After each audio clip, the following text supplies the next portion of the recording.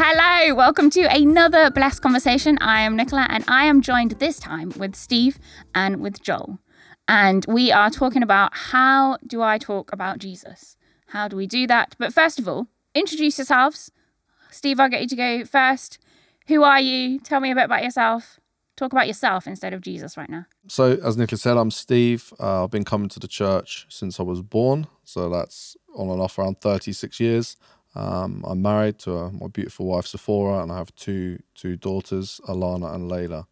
So, yeah. Nice. And Joel?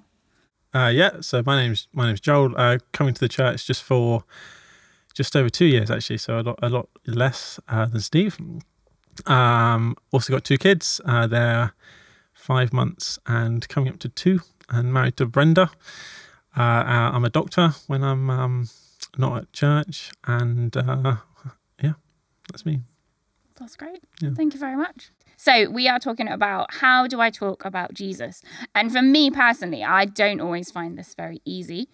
So I'm really excited to talk about how you guys talk about Jesus and how you find this. But how do we bring up Jesus into a conversation? How do you do that? Do you have any examples? Yeah. So no, I agree. Sometimes it's really difficult. And sometimes I think it's quite easy, and I think there's a whole sort of spectrum in between the two. I think when you're sort of alone with somebody, sort of at the pub, or sort of chatting to somebody one-on-one, it's often a lot easier because sort of just sharing from your own story, sharing from what's going on in the world. The Queen dying and the Archbishop of Canterbury doing a talk. That's a very common public thing. Like more than half the world watch that. Or even like what you did at the weekend. I went to church. Have you ever been to church? And I think in those situations, there's a lot of opportunities to bring Jesus into the conversation. But yeah, I totally agree. It's sometimes it's really difficult, especially sometimes at work when you're busy, or when there's a group of people, and sort of the flow of conversation is about something completely different, and it's sort of very surface level, or just about completely unrelated things. Often it's very difficult, and might be those times that you don't bring it up, or you bring it up sort of later on, or so I think it varies. Yeah I agree. I think it's probably helpful to think that, okay, actually, when I talk about Jesus, I'm not doing it just because I'm trying to convince somebody that he's real. I think often when we go into it with that mindset or when you hear people saying, do you talk to your colleagues at work about Jesus, that automatically people think, oh, well, what if they ask me a question I don't know the answer to? Maybe I don't feel that I would be able to answer really difficult theological questions. And I think just breaking it down into something much more simplistic and saying, okay, actually, I'm just sharing my story. I'm sharing a part of who I am with that person, whether that's in a group environment or just with one person of, okay, what did you do at the weekend? Oh, I went to church. Have you ever been to church? Yeah, I've been going for this amount of time. These are the reasons that I go. It's a very natural conversation. And I think for me, that makes it a lot easier to be able to talk to people, because it's almost just an overflow of my life, as opposed to, sit down and I'm going to convince you to become a Christian and get baptized in 5 minutes. So I think that's a really helpful way to view it, that it's just an overflow of my life. I'm sharing about who I am, and it can remove some of the awkwardness that we might feel when we're talking with people, because people feel it as well. Yeah. If you're talking to them just naturally about your day, your weekend, what you've been up to, and Jesus is a part of that, or your faith is a part of that, then again, you're just naturally talking about it. I think sometimes when we try and force the conversation, or we make it awkward for people, people can feel it straight away and be like, well, what's going on here? Yeah. Because you're not being yourself. Yeah. So Taking the pressure off. And using, what you said, and you both actually mentioned kind of things that come up in conversation, or natural things that have happened in the news or whatever it is, or things that happen in our own lives, and springboarding off into them is really good and helpful, and kind of less of like, I need to bring up Jesus. into Yeah. like shoehorn him into the conversation. Yeah. Try and get him in that way. Yeah. Mm. And I would say, yeah, you never want to shoehorn Jesus anywhere. And I think often, yeah, it's natural. It does feel very natural, and sometimes, like when I've known someone for a while, it feels a bit dishonest if I don't mention Jesus, because it's like, well, this is my life, and my life would look very different if I didn't know Jesus. And I'm keen to mention that because he's the reason why I'm doing what I'm doing now. He's the reason why I live in High Wycombe at the moment. And so, yeah, I think that comes in quite naturally. Though I would say there are some times when you do feel it on your heart and you're like, I need to say something now. And if I don't say something, I'm being disobedient. And that doesn't happen very often for me. I don't know, like maybe once a month or something like that. But there's times when it's like, I wasn't thinking about sharing about Jesus, but suddenly it's on my heart. Oh, you need to share this or say something like this. And those moments are like both really scary and really exciting, because it's like, yes, this is a real opportunity, and also, this is an opportunity and it's a bit scary. Yeah. Can you just dig into when you say kind of you feel it on your heart that you need to share about Jesus? What if someone kind of like, what is that like? What does that feel like? Can you it's hard to explain, but can you explain that slightly? Yeah, I think it's God, the Holy Spirit, like, invented communication. He's the great communicator. And I think when God's like put something on your heart to share, you don't miss it. Mm-hmm. You can convince yourself out of it, but you don't miss it. I don't know, for me, my heart starts beating faster. It often happens out of the blue, so I'm not expecting it. It's not like I've got a thought in my head, I'm gonna talk about Jesus this way, or I'm gonna ask this person this question. Just suddenly a question will come into my head, or a statement, and my heart will start beating faster, and I'll just know. It's like, no, God is clearly telling me to do this, and yeah, that's fun. That is fun. Yeah, when God wants to talk about himself, it's always a good thing. Yeah, that's good. So talking about kind of barriers that we might face in sharing, or someone might face in sharing Jesus, they might be kind of social or work, or you talked about being busy. What barriers might there be, or what barriers have you faced, and how do we overcome those barriers? I think probably for a lot of people, it's worrying what other people will think about us. I think because the world is very dismissive, the media, that God is real, that God is alive, and almost can be like, you're stupid if you're a Christian. How can you believe it? Or actually, the Bible is very teaching very contrary to what the world teaches. That's very clear at the moment, and so there can be a fear that if I bring up my faith, I bring up Jesus, that I'm going to be ridiculed or people are going to judge me for that. So I think that is a challenge that people face. And then in the workplace, where you may feel that actually the work environment isn't conducive to it, almost like, there's a couple of things that you don't speak about. You don't speak about religion. You don't speak about politics. These are things that you never have at a dinner party. And so that can put a lot of fear into people to actually share their faith with their colleagues. Yeah, I think that's interesting, you mentioning that fear of what will people think of me. But I think that's why church community is so important, because I don't know, that what church should be is a place where like people are loved and supported and not judged. And I think having a sort of a firm basis of Christian friends and sort of Christian family in church is often what, I don't know, what allows me often to take risks with people at work sometimes, and take risks with other friends, because I'm like, well, I know I've got my Christian family who are going to love me no matter what, and actually this is something that we all want to do together. And so I think that's really key. Yeah, it's knowing that you can talk to someone else about, like, if you share it and it all goes wrong with Jesus, or you chickened out or something, you can share it with someone else, and they're like, oh no, that's okay. Like, text your small group saying, can you believe what just happened to me? There's that. You're not doing it on your own, even though in that situation you might be on your own. Yeah, which is so encouraging in that. Yeah, So yeah, that's really good. How can we overcome those, any other kind of things, and how we can overcome barriers or fears? Yeah. So I think that talking about overcoming fears, church family is key for that. And I think, fear in general, obviously fear's not of God. Perfect love casts out fear.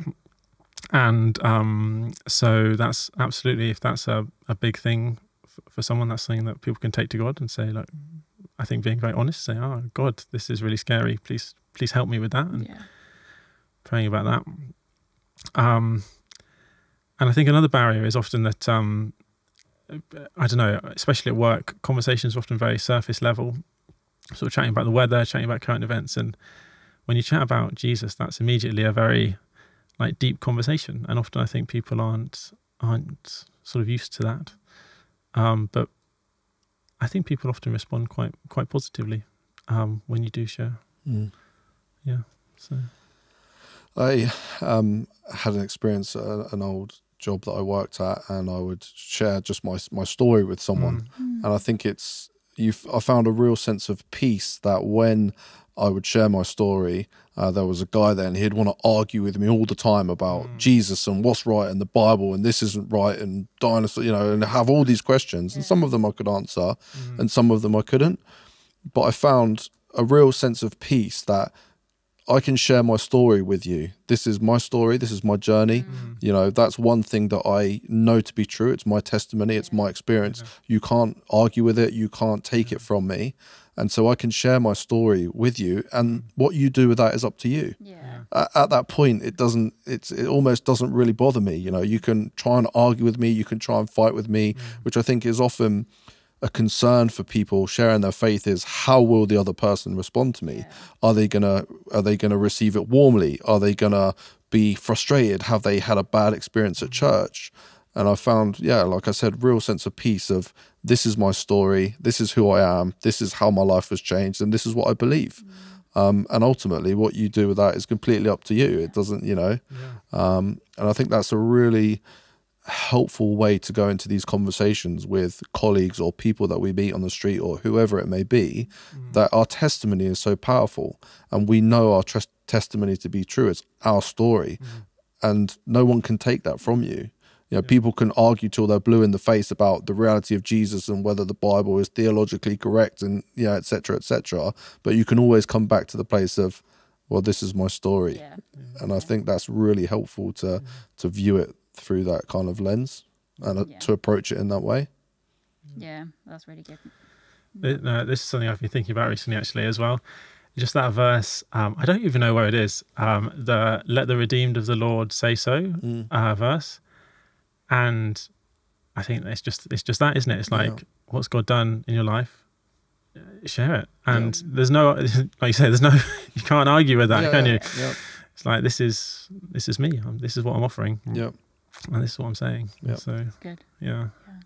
And it takes that pressure of kind of when people do ask those questions, where you're like, oh, I don't know the answer to this deep theological question or something that someone's thrown up, but actually you can bring Jesus through your story instead of having to have all the answers to the deep questions. It's actually, this is what I know to be true because this is what I've experienced of Jesus. And bringing that in is so key. And if you don't know the answer, to say I don't know. But if you really want to, know, we do have an Alpha course that you can come, and explore further. It's really informal, because I think if someone's asking those questions, then we can actually offer them an opportunity where they can come with other people that are like-minded, that have questions that they want answered, and it's in quite a good environment. They can have a meal together. So I would then just move it onto the next stage and be like, come to Alpha course and then get baptized. Just chuck them in a pool. Down you go.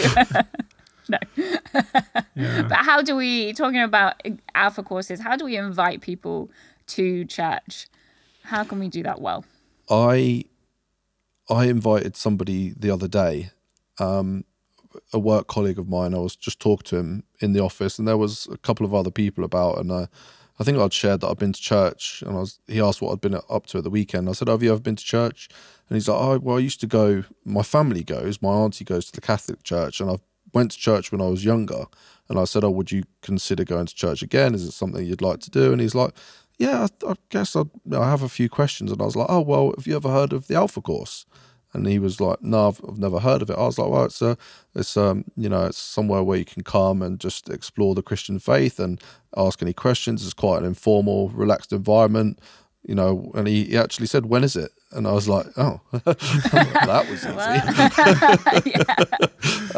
easy. So I think, again, it's just about being yourself and not making it into this weird thing where it's like whenever we talk about Jesus or our faith, we turn into these kind of like, I don't know, these weird, like wacky Christian people. Yeah. It's just like he sees that the Steve that's talked to him about the Wickham game at the weekend is the same Steve that's talked to him about Jesus or going to church.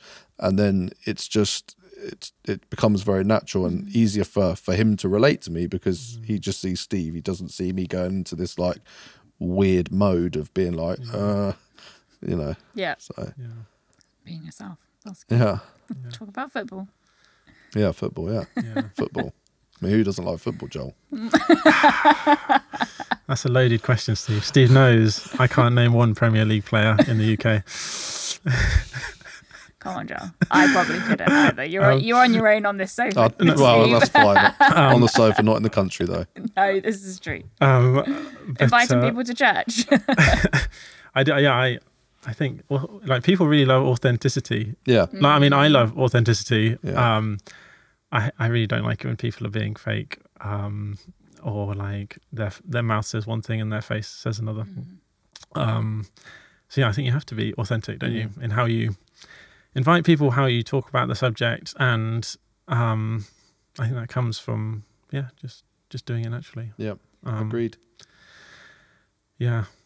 And you can invite people to church by text as well. I found out, you don't have to do it in person. For example, if you wanted to invite someone and you thought, this is a bit scary, you can text them. You can say, would you like to come to church? We've got Sunday service, or as well. Yeah, that's good. Yeah. And have you ever invited someone to church and it hasn't ended well? Like they've had a bad reaction to that situation? No, I don't think so. No, actually, no. Nice. I've had people who've said no and said they won't come, but that's not a bad reaction. That's just they're fine about it. I've had people like being confrontational with me or to me about my faith before. And again, I kind of think like, whoa, where's this coming from? I think even people bringing it up and kind of trying to disprove what I believe. But again, I think it's just falling back on, well, my job is not to convince you. This is what I believe. This is my story. Again, what you do with it is up to you, right? It doesn't bother me. But yeah, I've never had anyone get annoyed when I've invited them to church. No, that's encouraging. That's good. That's good. And so to end, if you were talking to someone you're talking to me, and I don't find this very easy, but what would you say to someone in that situation to encourage them or give them top tips of how to talk about Jesus with their non-Christian friends and family? Yeah, I say two things, if I'm allowed to say two things. You're allowed to say two things. One thing is practice. It's not something you come into this world knowing how to do. It's share your faith or talk about these things. And I think there's sometimes an assumption, and it's certainly an assumption I've had of myself, like, I should be able to do this first time and it should go really well. And that's like, when you're learning something, that's not the case. That's not how it works. And so it's okay to practice, and it's okay to be fumbly and to be awkward a few times and make mistakes, and because it's something you're getting used to doing. And just practice, and it will become more natural. And then number two is, the whole Bless series, it begin with prayer. Something I've seen God answer a lot of times when I've prayed is, God, I pray for opportunities to talk to people about you. And that ties in obviously with practicing, because when opportunities come up, then you can. And so praying and giving it a go is That was pretty good. Thanks, Joel. Yeah. Steve. I think for me, just sharing your story is such a gateway that can lead on to so many other questions, where you just share about who you are, or share that you've been to church at the weekend, or whatever it may be, and then you can follow it on with, have you ever been to church? You know, did you go to church growing up when you were younger? It's that, as Joel said, that authenticity. Yeah. Like, people, like, I wouldn't say they buy into it, but it's you, right? It's just, you're just talking about your life. You're sharing that. If you have a friendship with someone, people know you're genuine. They know that you're just being yourself and you're just being real. And so you can talk about whatever it may be, and then just ask them, have you ever been to church? Is it something that you'd consider doing? You know, I go with my family on a Sunday. Would love you to come along sometime if you want. And if they say no, they say no. Yeah. And you just move on and pester the next person. Just circle back round to them after a while. Yeah. Depending on how many people are 3 in your months work. later, hey, it's me again. You want to come to church? How you doing? Yeah. That's it. That was great. Thank you so much, Steve and Joel. This has been a great conversation about how we talk about Jesus. And I hope for everyone who's been watching and listening, this has been really helpful for you. I hope that just that thing of taking the pressure off yourself and being authentic, being you, bringing Jesus into that, because Jesus is a part of your life. So I hope this has been encouraging, that you get that opportunity, be praying for that opportunity to bring Jesus up in your conversations with people. And we will be back next week with another conversation. Thank you so much.